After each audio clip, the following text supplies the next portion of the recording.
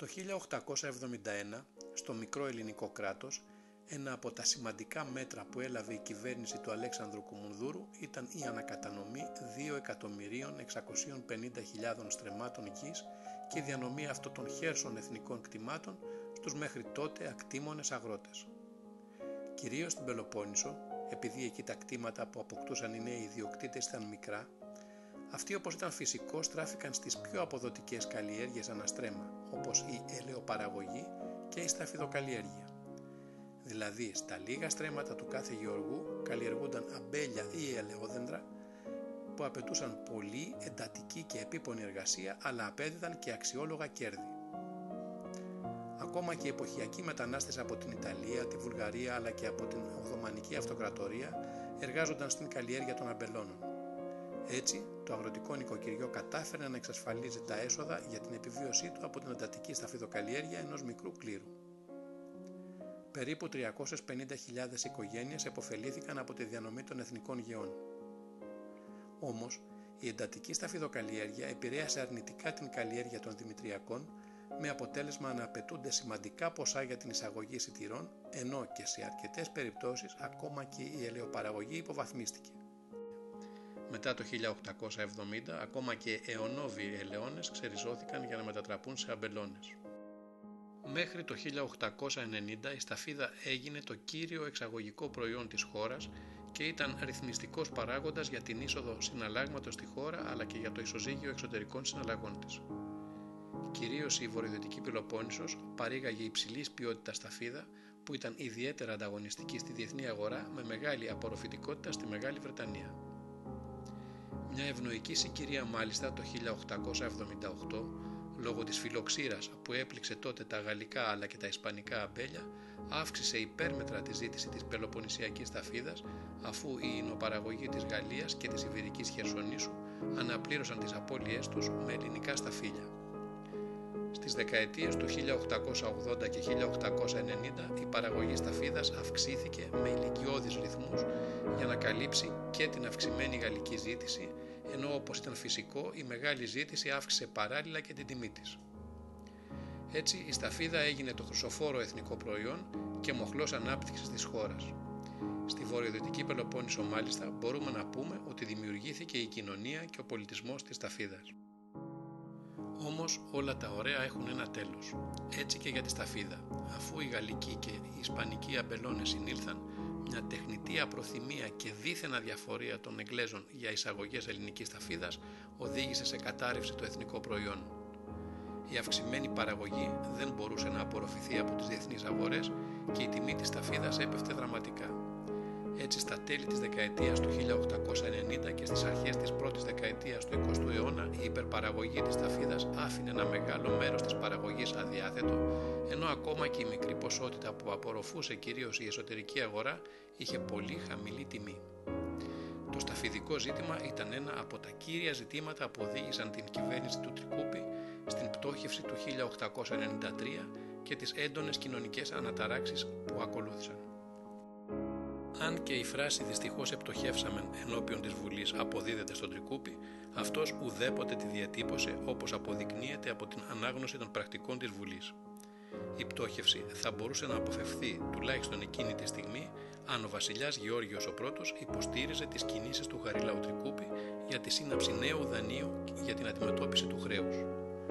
Ο Γεώργιος δεν δέχτηκε την πρόταση του Τρικούπη να επικυρώσει σύμφωνα με το Σύνταγμα την σύμβαση του δανείου και τη σύσταση ταμείου δανείου με βασιλικό διάταγμα και του αντιπρότεινε να πάρει από τη Βουλή ειδική εξουσιοδότηση γι' αυτό.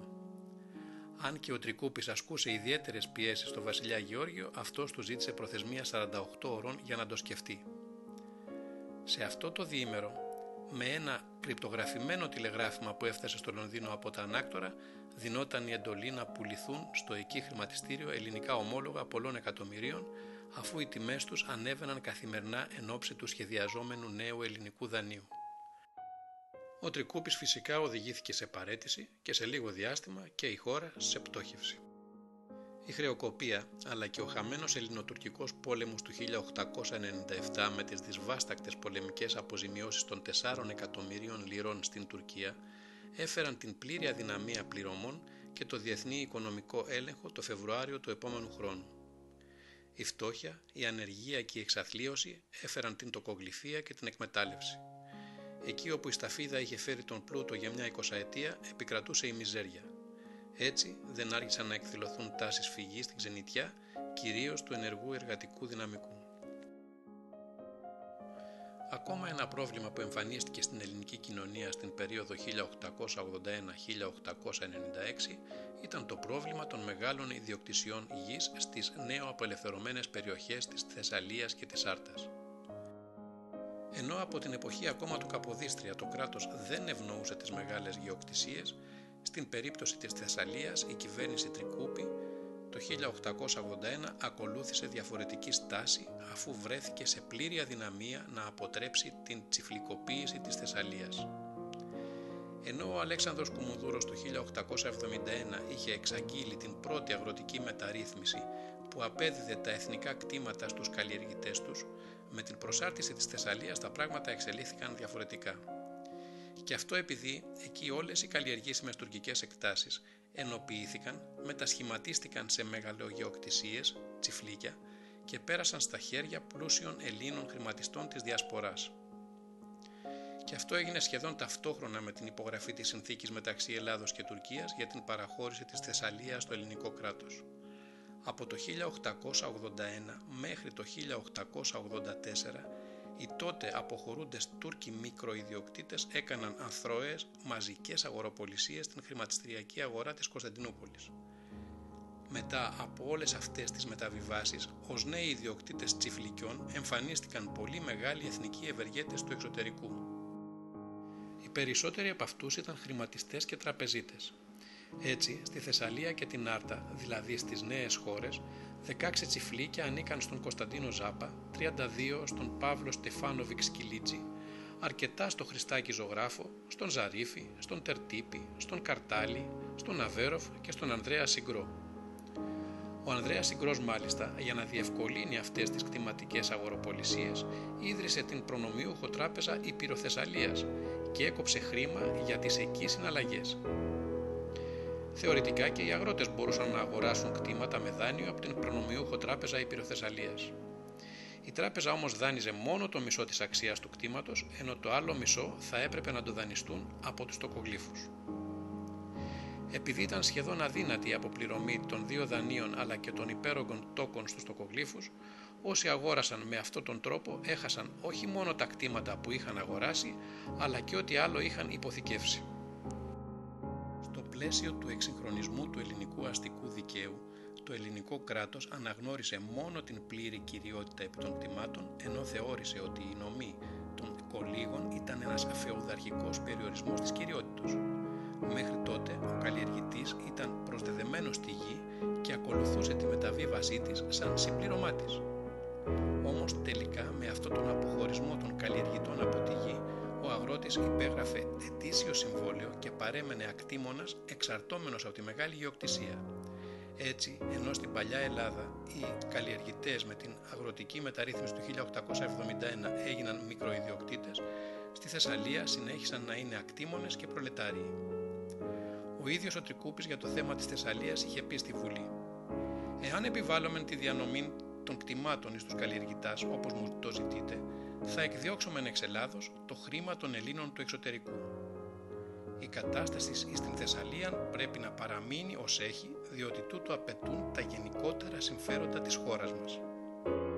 Και σαν να μην έφταναν όλα αυτά, ο Τρικούπης κατάργησε τη φορολογία της 10ης στα σιτηρά για τους τσιφλικάδες και την αντικατέστησε με το φόρο αρωτριώτων κτηνών, που τελικά βάρινε τους ακτήμονες καλλιεργητές. Ακόμα, οι γεωκτήμονες της Θεσσαλίας στην 12ετία 1885-1897, για να επιτύχουν καλύτερες τιμές, δημιούργησαν τεχνητή έλλειψη των σιτηρών, περιορίζοντας τις καλλιεργούμενες εκτάσεις κατά 42%, προκαλώντας όμως την εξαθλίωση των κολύγων. Το 1899 η κρίση εντάθηκε. Τα μέτρα που πρότεινε η κυβέρνηση του Γεώργιου Θεοτόκη με την ίδρυση της Σταφιδικής Τράπεζας για την δανειοδότηση των σταφιδοπαραγωγών και τη διαχείριση της ποσότητας της παραγόμενης σταφίδας δεν απέδωσαν. Το 1903 προτάθηκε από ξένους επιχειρηματίες η μονοπωλιακή αγορά της σταφίδας για μια 20ετία. Όμως ούτε και αυτή η εξέλιξη είχε κάποια σημαντικά αποτελέσματα, αφού τορπιλίστηκε τόσο από την ελληνική όσο και από την αγγλική κυβέρνηση.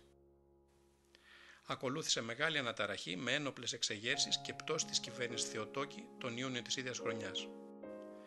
Το Δεκέμβριο όμως του ίδιου χρόνου η κυβέρνηση Θεοτόκη επέστρεψε στην εξουσία και επανέφερε τη Σταφιδική Τράπεζα. Σύντομα όμως, το 1904 κατέρευσε η Σταφιδική Τράπεζα και στη θέση της δημιουργήθηκε η προνομιούχος εταιρεία Ενιαία για την προστασία της παραγωγής και την εμπορία της σταφίδας. Όμως και παρά την πριμοδότηση του ξεριζώματος της σταφίδας από την Ενιαία εταιρεία δεν βρέθηκε λύση στο πρόβλημα. Έτσι τότε, όπως ήταν φυσικό, λόγω της μεγάλης απογοήτευσης των απελπισμένων και καταχρεωμένων αγροτών της Πελοποννήσου και των νησιών του Αιγαίου, αλλά και της προλεταριοποίησης των ακτιμώνων της Θεσσαλίας και της Άρτας, η μετανάστευση στην Αμερική έφτασε τότε στο ζενήθ της. Ταξιδιωτικά γραφεία ξεφυτρώνουν στις επαρχιακές πόλεις, καταχωρήσεις στον τύπο της εποχής περιγράφουν την ασφάλεια του ταξιδιού και υπόσχονται τη γη της επαγγελίας στους υποψήφιους μετανάστες. Ταξιδιωτικοί πράκτορες περιδιαβαίνουν τα χωριά και διηγούνται ιστορίες πλουτισμού προηγούμενων μεταναστών, ενώ περιγράφουν ιδανικά το ταξίδι για τον νέο κόσμο. Μοιράζουν ελπίδα, αποσκοπώντας την αύξηση της πελατείας των ακτοπλοϊκών εταιριών που εκπροσωπούν. Οι υποψήφιοι μετανάστες καταφεύγουν στους τοκογλύφους, βάζοντας υποθήκη τα λιγοστά υπάρχοντά τους, ακόμα και το σπίτι της οικογένειας για να εξασφαλίσουν τα έξοδα του ταξιδιού. Άβγαλτοι και αθώοι είναι το καλύτερο υλικό για εκμετάλλευση. Πολλοί αφελείς πείθονται και έτσι οι τοκογλύφοι και οι ταξιδιωτικοί πράκτορες θησαυρίζουν. Από την άλλη πλευρά, οι εκάστοτε κυβερνήσεις έβλεπαν με καλό μάτι την παρότριση της μετανάστευσης στην Αμερική, αφού αυτή οδηγούσε σε μια σωτήρια εκτόνωση της ανεργίας και του κοινωνικού προβλήματος. Όμως, η υπερβολική μετανάστευση έθεσε και σοβαρά προβλήματα στην επιχειρούμενη βιομηχανική ανάπτυξη της χώρας, αφού ένα μεγάλο μέρος του ενεργού δυναμικού χανόταν. Από το 1890 μέχρι το 1914 μετανάστευσαν επίσημα στην Αμερική 350.000 άτομα, δηλαδή το 14% του συνολικού πληθυσμού της Ελλάδος το 1907. Η μείωση των χεριών εργασίας και κυρίως η άνοδος των μισθών που ακολούθησε ανάγκασαν τους επιχειρηματίες σε λίγα χρόνια να ζητήσουν από τις κυβερνήσεις να σταματήσει αυτή η αιμορραγία της μετανάστευσης στην Αμερική. Όμως και πριν από το 1890 υπήρχαν εγκατεστημένοι Έλληνες στην Αμερική. Ο επίσημος αριθμός αυτών των μεταναστών ήταν 23 μετανάστες για το 1870, 25 για το 1875, 23 για το 1880, 75 για το 1883, 313 για το 1887 και 1105 για το 1890. Η διακύμανση της κίνησης της μετανάστευσης στην Αμερική, ανάλογα με τις πολιτικές εξελίξεις αυτής της περίοδου στην Ελλάδα, καταγράφεται ανάγλυφα στους ετήσιους πίνακες μεταναστών. Έτσι, το 1895 ο αριθμός των μεταναστών ήταν 2.075, το 96 2.175, το 97 2.502, το 98 2.510, το 99 2.935, ενώ μετά τα πρώτα επεισόδια στον πύργο και την παραίτηση της κυβέρνησης Θεοτόκη, οι μετανάστες το 1900 έγιναν 4.019. Η αύξηση του αριθμού των μεταναστών είναι ραγδαία και έτσι το 1901 έχουμε 5.919 μετανάστες, το 1902 8.115, το 1903 14.376, το 1904 12.625, το 1905 12.144, το 1906 23.127, την επόμενη χρονιά, το 1907, το μεταναστευτικό κύμα βρίσκει την κορύφωσή του, 46.283 μετανάστες. Το 1908, 28.808, το 1909, 20.262, το 1910, ένα χρόνο μετά το κίνημα στο Γουδί, εμφανίζεται μια νέα μεγάλη έκρηξη της μετανάστευσης για την Αμερική, 39.135 μετανάστες. Η μικρή και φτωχή Ελλάδα έχανε κάθε χρόνο ένα σημαντικό ποσοστό από το ενεργό εργατικό δυναμικό της. Οι Έλληνες μετανάστες ήταν σε ποσοστό 95% άντρες από 15 μέχρι 45 ετών και έφευγαν για τη γη της επαγγελίας προσδοκώντας μια καλύτερη τύχη. Πίσω έμεναν οι γυναίκες και οι ηλικιωμένοι που περίμεναν τη βοήθεια από τους ξενιτεμένους.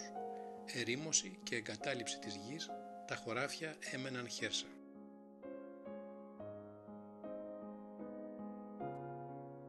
Όμως κάθε τόπος είχε κι άλλες δυσκολίες.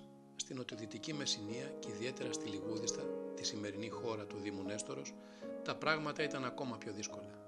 Μετά τους καταστροφικούς σεισμούς του 15 Αύγουστο του 1886, που σχεδόν ισοπαίδωσαν την περιοχή, οι συνθήκες ήταν ακόμα πιο σκληρές για τους φτωχούς αγρότες που προσπαθούσαν να βάλουν ξανά ένα κεραμίδι πάνω από το κεφάλι τους.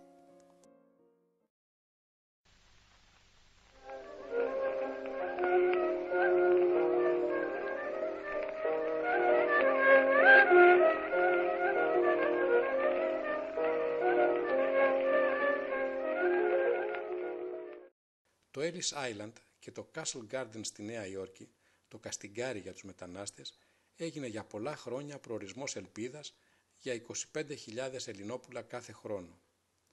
Εκτός από τη σωματική ακεραιότητα και τη δύναμη, στην πλειονότητά τους οι μετανάστες δεν είχαν άλλα προσόντα. Κυρίως αγράμματοι, αφού λίγοι είχαν καταφέρει να τελειώσουν το 4χρονο δημοτικό και ελάχιστοι είχαν φτάσει και στο 3χρονο σχολαρχείο, οι περισσότεροι έβλεπαν για πρώτη φορά πλοία και θάλασσα στα λιμάνια της αναχώρησής τους.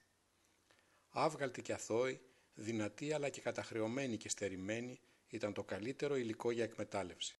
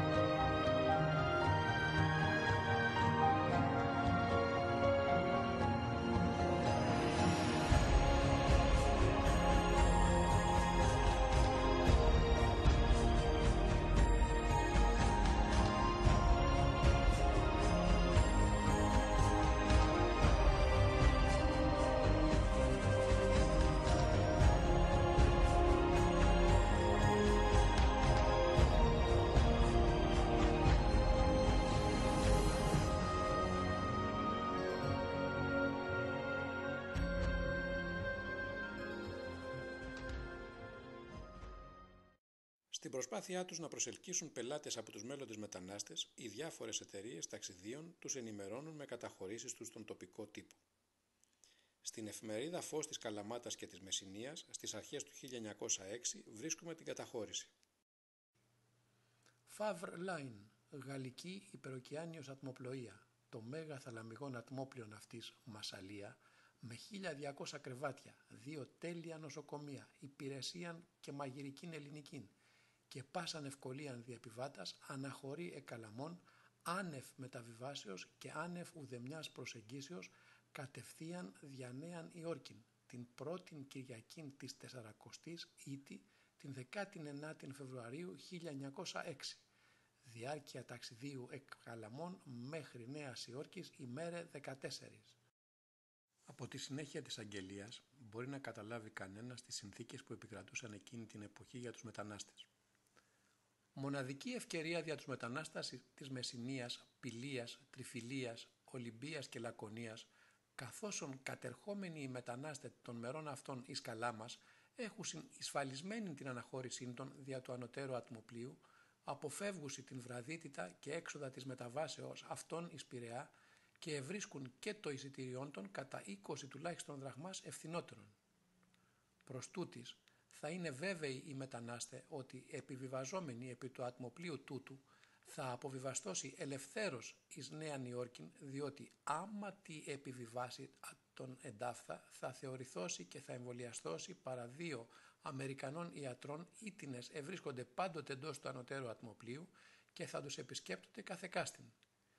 Ή να δε έχωση οι μετανάστε εξισφαλισμένη την θέση των, πρέπει να σπεύσωση και δηλώσωσιν εγκαίρος εις το εν καλάμες πρακτορείο, όπως τους κρατήσει θέσιν μετακλίνης, διότι μέχρι σήμερον έχουν δηλώσει αρκετοί και προβλέπεται ότι θα συμπληρωθώσει οι θέσεις, όπως συνέβη και τον παρελθόντα Μάρτιο, ότε ανεχώρησε επίσης εντεύθεν το ατμόπλιον Ρώμα της αυτής εταιρείας και έμειναν οι ελθόντες τελευταίως.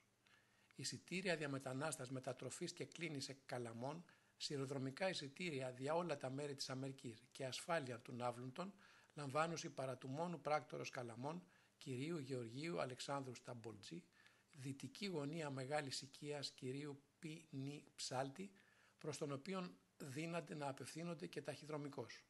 Προσοχή στην άνω διεύθυνση. Ο ανταγωνισμός των πρακτορείων ταξιδίων Αμερικής για την προσέλκυση πελατείας φέρνει ακόμα μεγαλύτερη αβεβαιότητα και αγωνία στους αγράμματους στην πλειονότητά τους υποψήφιους μετανάστες. Από καταχώρηση της υπεροκειανίου ταχυδρομικής εταιρείας Anglo-American Line, αμερικανική εταιρεία Frank Zotti και Sia, στην εφημερίδα Κόρακας της Πάτρας βρίσκουμε και οδηγίες προς τους μεταναστεύοντας εις Αμερικήν.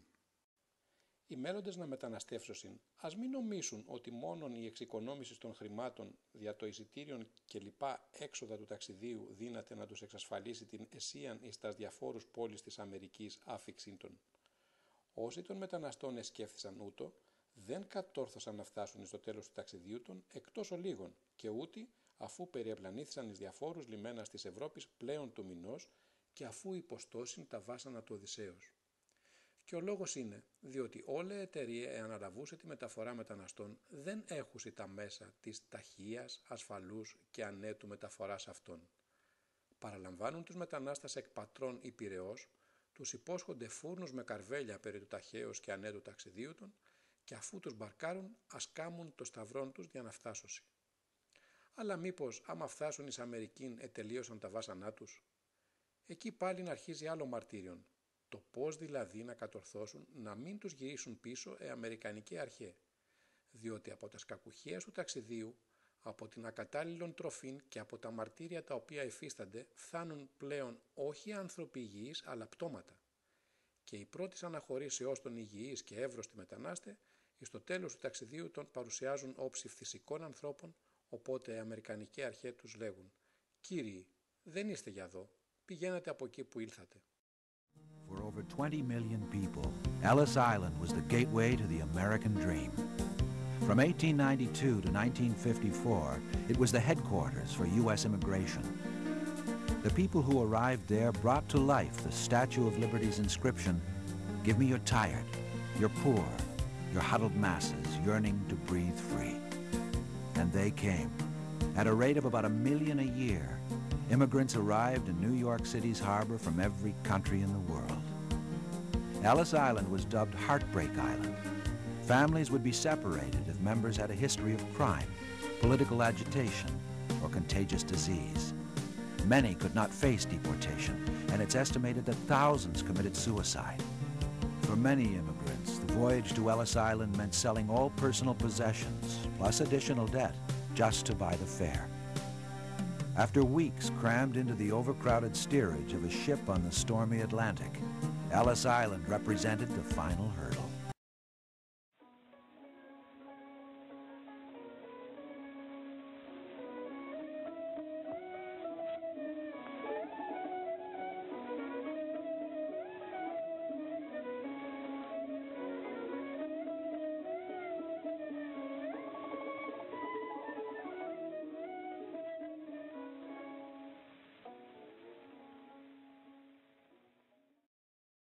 Μετά την αποβίβασή του στο Castle Garden, πολλοί μετανάστες πήγαιναν στο σιδηροδρομικό σταθμό για να συνεχίσουν το ταξίδι τους για τον τελικό προορισμό τους.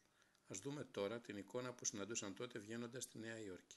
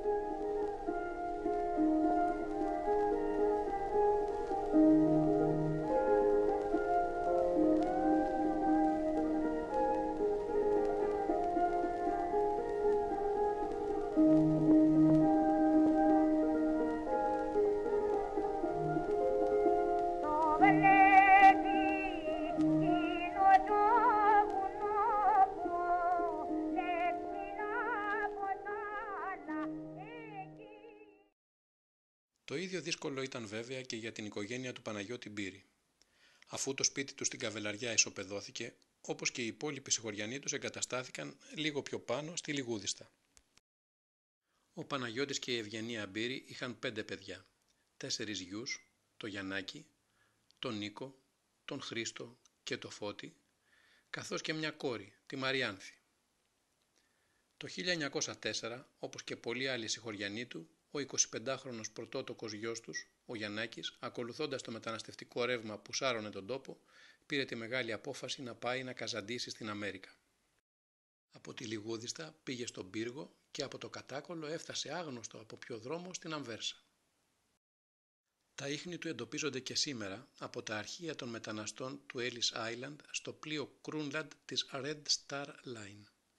Όπως φαίνεται από τα αναλυτικά στοιχεία των αφίξεων των επιβατών, ο Γιάννης Μπύρης επιβιβάστηκε στο πλοίο στην 3η θέση, Στίρατζ, την Παρασκευή 2 Απριλίου 1904 και έφτασε στη Νέα Υόρκη σε καλή κατάσταση τη Δευτέρα 12 Απριλίου με $12 στην τσέπη του. Μετά τον έλεγχο στο Ellis Island βγήκε στη Νέα Υόρκη. Αυτό το ταξίδι στην Αμερική το περιγράφει ο ίδιος γλαφυρά με σκοπτική διάθεση σε ένα ποίημα που έφτασε σε εμάς από στόμα σε στόμα από θείες και ξαδέρφια.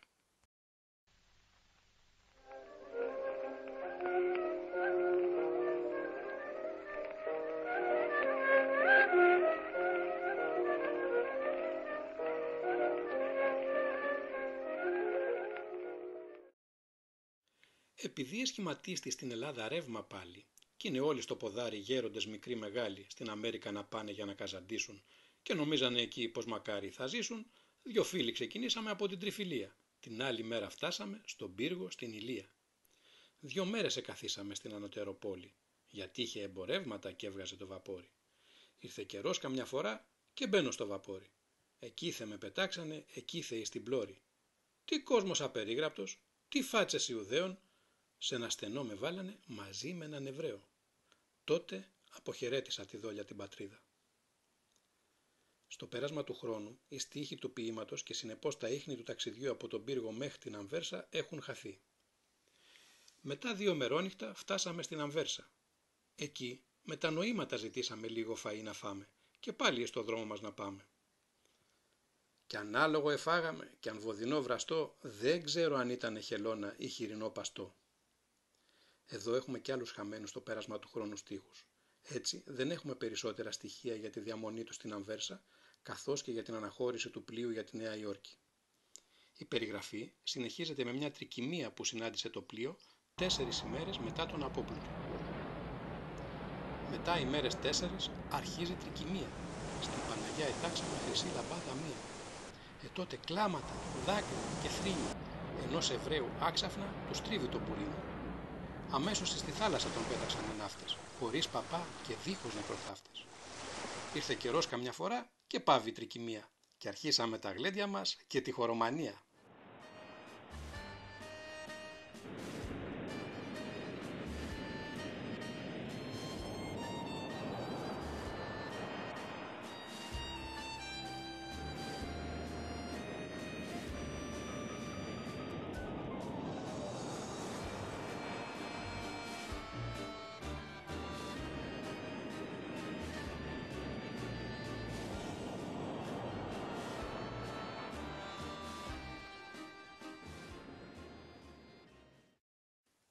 Την ώρα τούτη δίπλα μου κάθεται μια κυρία και με τα μάτια μου έκανε κρυφή αργολαβία.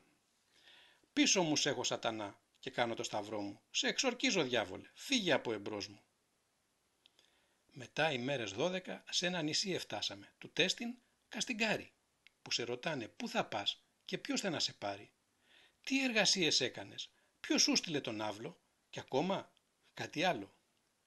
Και μένα με ρωτήσανε πάντα τα ανωτέρω και παρολίγο έλειψε να μην τα καταφέρω. Έπειτα από τον έλεγχο κινήσαμε και πάλι. «Ουρά!» φωνάζουν οι Γρεκοί. «Η Νέα Υόρκη νάτι. Γέλια, φωνές, ξεφωνητά. Βγήκαμε στο λιμάνι». Το πλοίο εσταμάτησε και βγήκαν όλοι τσούρμου. 2 σπροχταριές μου δώσανε απάνω εις τον ώμο και παρευθύς ξαπλώθηκα φαρδής μακρύ στο δρόμο. Την ώρα εκείνη από εκεί περνούσε μια κυρία. Με είδε κάτω ακίνητο και στάθη με απορία. Και με ρωτούσε αγγλικά, αλλά με κάποια βία. Να μάθει φαίνεται ήθελε ποια ήτο η αιτία. Εγώ δε, κούτσουρο σωστό και αγνοών τα πάντα, μονάχα της εψέλισα πως είμαι Γκρικ. «Ο Πέρικλες, ο Σόκρατες, ο των ηρώων χώρα, ειδού πως καταντήσανε τα τέκνα σου σ' αυτό το χάλι τώρα».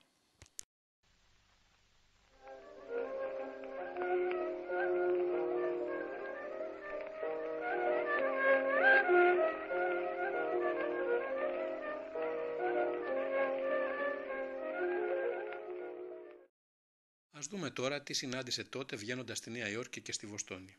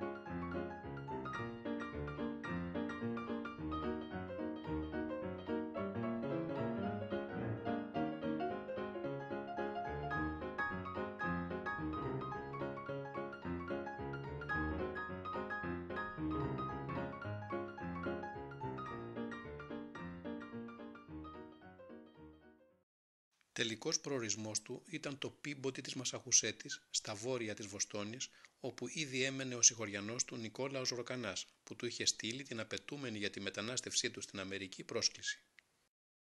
Φτάνοντας στο Πίμποντι, βρήκε γρήγορα δουλειά στο γειτονικό Γόμπορν.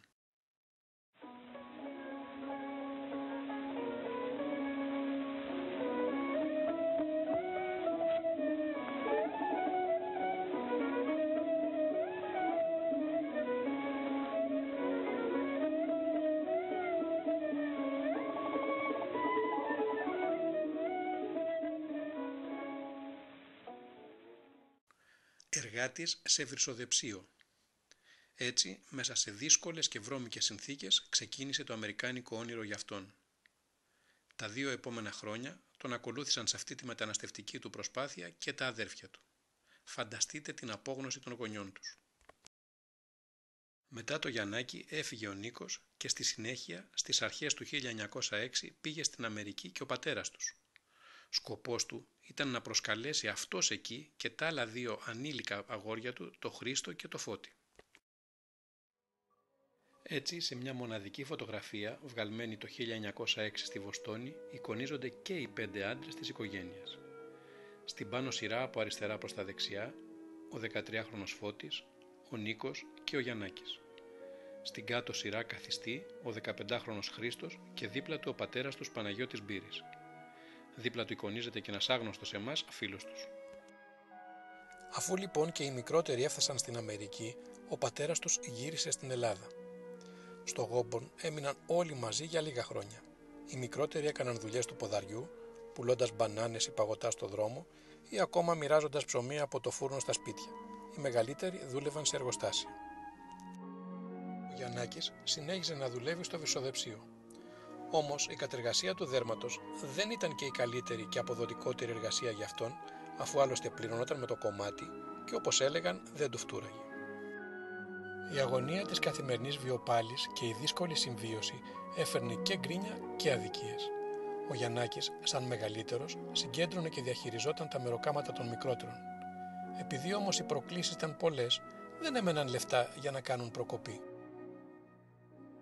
Ο Γιαννάκης, έχοντας τελειώσει το ελληνικό σχολαρχείο και πιστεύοντας σε μια καλύτερη τύχη, άφησε τους άλλους 3 στο Γόμπορν και περιπλανήθηκε στις Αμερικάνικες πολιτείες αναζητώντας καλύτερες ευκαιρίες.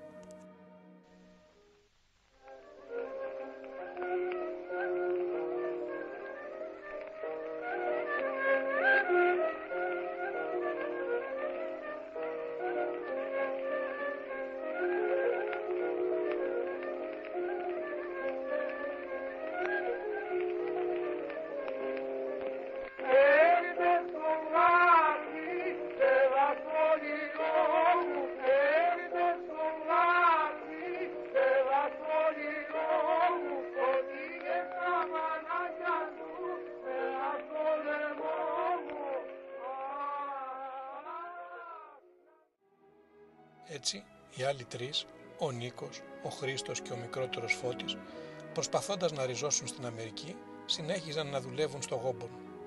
Ο Νίκος φρόντιζε και προστάτευε τους μικρότερους. Όμως το χειμώνα του 1911-1912, ο μικρός Φώτης αρρώστησε. Η διάγνωση έπεσε σαν κεραυνό στα 3 αδέλφια. Φυματίωση. Έτσι, ο Φώτης σταμάτησε τη δουλειά και αφού η μόνη θεραπεία που υπήρχε τότε ήταν η ξεκούραση και το υγιεινό κλίμα, επέστρεψε στην Ελλάδα.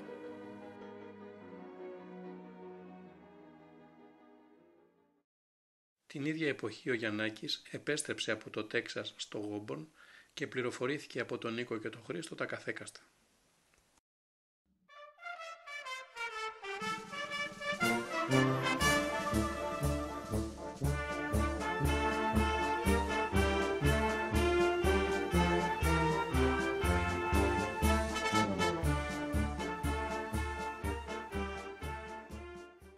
Όμως και τα πράγματα στην πατρίδα δεν πήγαιναν καλά.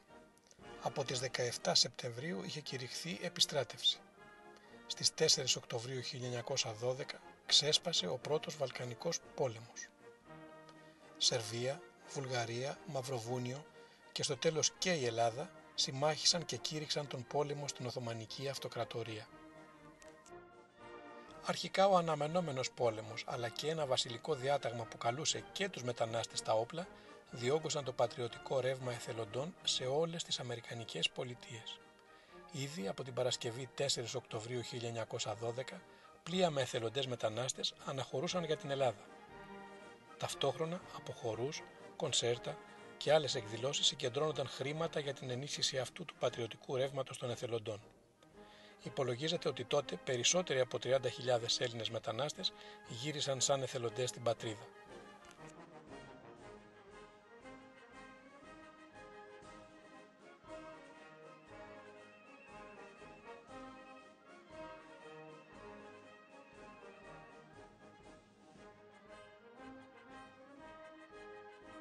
Έτσι και ο Γιαννάκης με τον Νίκο, με μια σημαία στον ώμο, πήραν το δρόμο της επιστροφής στην πατρίδα, αφήνοντας μόνο του τον Χρήστο στο Γόμπορ. Στο τέλος Οκτωβρίου κατατάχθηκαν σαν εθελοντές στην Καλαμάτα. Και εκεί όμως οι δρόμοι τους έμελε να χωρίσουν και πάλι.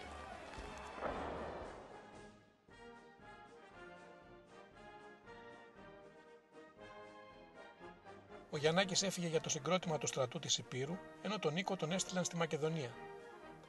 Η μονάδα του Γιαννάκη είχε σαν στόχο το σχεδόν απόρθητο Μπιζάνι. Για περίπου 3 μήνες ο ελληνικός στρατός, στην προσπάθειά του να καταλάβει τα Ιωάννινα, είχε καθυλωθεί στα πανίσχυρα οχυρά του Μπιζανίου.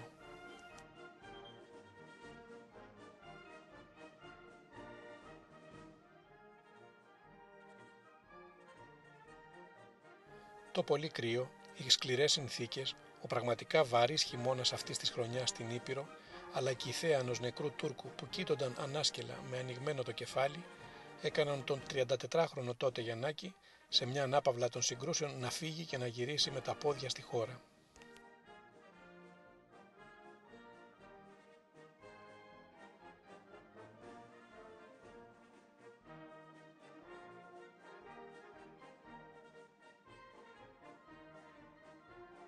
Ο Νίκος πήγε στη στρατιά της Μακεδονίας που είχε επικεφαλή στον τότε διάδοχο Κωνσταντίνο. Στις 4 και 5 Νοεμβρίου πήρε μέρος στην στρατηγική σημασίας μάχη στην κοιλάδα του Οστρόβου που έφερε και την απελευθέρωση της Φλόρινας. Στη συνέχεια, και αφού η στρατιωτική ηγεσία έκρινε ότι έπρεπε να ενισχυθεί ο αποκλεισμός του Μπιζανίου για να καταλυθούν τα Ιωάννινα, η 5η Μεραρχία, στην οποία ανήκε, μετακινήθηκε στην Ήπειρο και έτσι στις 21 Φεβρουαρίου του 1913 ο Νίκος μπήκε νικητής στα Ιωάννινα.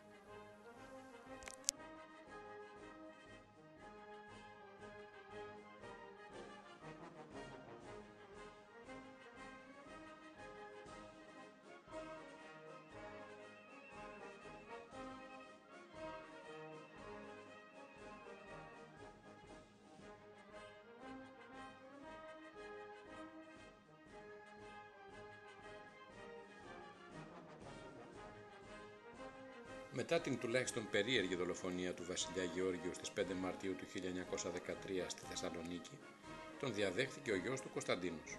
Αφού έληξαν οι εχθροπραξίες και οι καθαριστικές επιχειρήσεις, η συρρίκνωση της Οθωμανικής Αυτοκρατορίας και η διανομή των εδαφών μεταξύ των συμμάχων σφραγίστηκε με την συνθήκη του Λονδίνου στις 17 Μαΐου του 1913.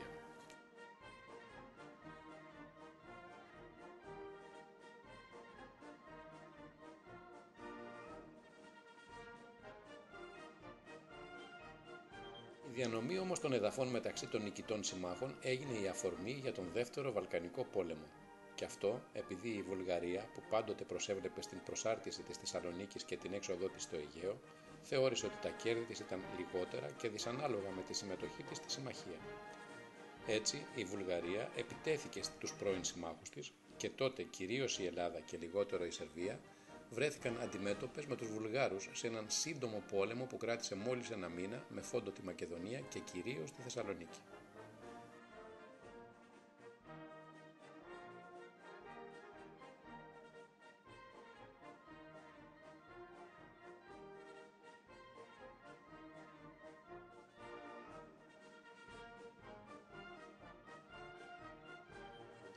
Ο Νίκος πήρε μέρος και σε αυτόν τον πόλεμο. Στις 19 Ιουνίου του 1913, την πρώτη ημέρα της φωνικότατης μάχης στο μέτωπο Κιλκής Λαχανά, έπεσε ηρωικά μαχόμενος έξω από το Κιλκής.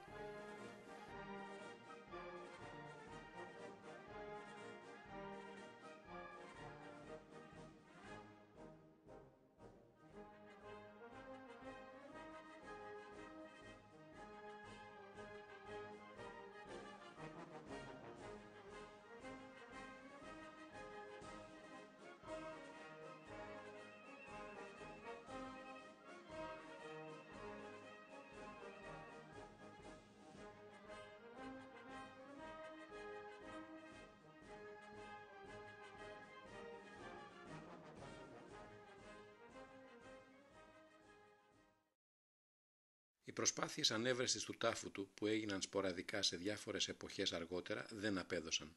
Σήμερα, επίσημα, το Γενικό Επιτελείο Στρατού μας πληροφορεί ότι ο πρώην στρατιώτης Νικόλαος Μπύρης δεν είναι ενταφιασμένος σε στρατιωτικό νεκροταφείο, ούτε τα οστά του φυλάσσονται σε οστεοφυλάκιο της περιοχής που έπεσε μαχόμενος.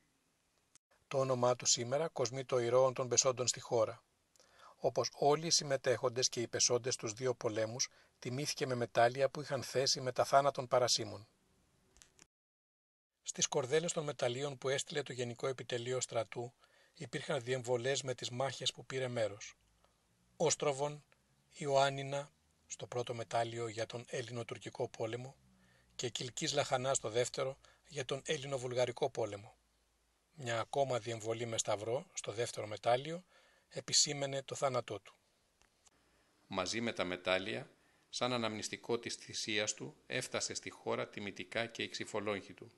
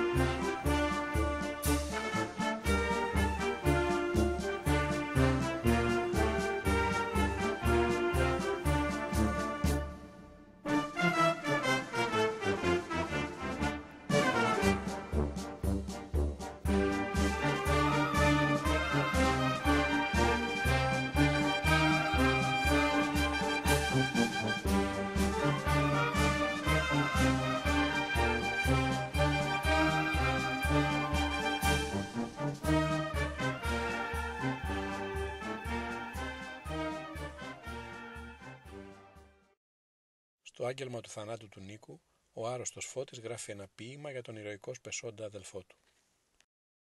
Την 19η Ιουνίου 1913, ημέρα Τετάρτη, ηρωικός Πεσόν εις Κιλκής, εις τον ηρωικό σπεσόντα αδελφό μου Νικόλαο Μπύρη. Πολεμώντας πέρασες βουνά, λαγκάδια, δάση και έπεσες εις το Κιλκής, εις τη μεγάλη μάχη. Σαν λέοντας πολέμησες παντού ηρωικά και ο Βούλγαρος σου έδωσε 2 βόλια στην καρδιά. Και ο σαετός Γοργόφτερος επέταξες ψηλά, βαστάζοντας τα όπλα σου σφιχτά στην αγκαλιά. Χωρίς στεφάνι και κερί να βάλουν στη θανή σου, στους ουρανούς επέταξε με δόξα η ψυχή σου. Μη λυπηθείς που η μάνα σου δεν ήρθε να σε κλάψει και με τα ίδια χέρια της το σάβανο να ράψει. Σου τόραψε η πατρίδα σου, η πιο γλυκιά μητέρα, όπου γι' αυτή πολέμησες νύχτατε και ημέρα. Φώτιος Μπύρης. Στο βιβλίο The Greek Triangle of the Acre του Νικόλαου Καρά, ο Χρήστος, μιλώντας για το θάνατο του Νίκου, εξομολογείται 50 χρόνια αργότερα στο γαμπρό του Νικόλαο Καρά. Ο μεγαλύτερος αδελφός μου σκοτώθηκε. Όταν ήταν εδώ με φρόντιζε και σκεφτόμουν ότι φυσικά θα επέστρεφε. Αυτό που ήξερα για τον πόλεμο ήταν μόνο τα ούρα και οι ζητοκραυγές. Όταν έμαθα ότι σκοτώθηκε δεν μπορούσα να το πιστέψω. Μετά ήταν σαν να επρόκειτο να πεθάνω από τη θλίψη μου. Ο αδελφός μου ήταν πολύ γενναίος και πολύ καλός. Ό,τι μπορούσα να κάνω εγώ για αυτόν ήταν μόνο να προσευχηθώ για την ψυχή του. Ήθελα να κάνω και κάτι περισσότερο και έτσι έγραψα ένα μακρύ ποίημα περιγράφοντας πόσο γενναίος ήταν, πώς είχε πολεμήσει για τη χώρα του και είχε πεθάνει στα βουνά της Ελλάδας μακριά από την Αμερική. Μπορώ ακόμα να σας πω εκείνο το ποίημα, λέξη-λέξη, αν και το έγραψα πριν από περισσότερο από 50 χρόνια. Θυμάμαι ακόμα τον αδελφό μου. Πώς μπορεί να ξεχάσεις κάποιον που έχεις αγαπήσει?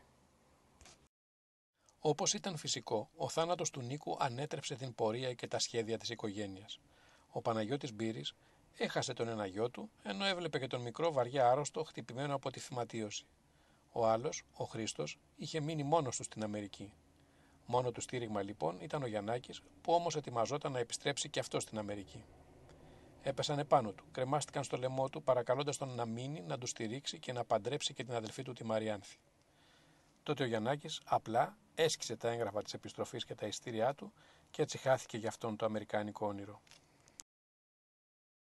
Τελικά, από τα 4 αδέρφια που είχαν αρχικά μεταναστεύσει, μόνο ένα, ο Χρήστος, παρέμεινε στην Αμερική.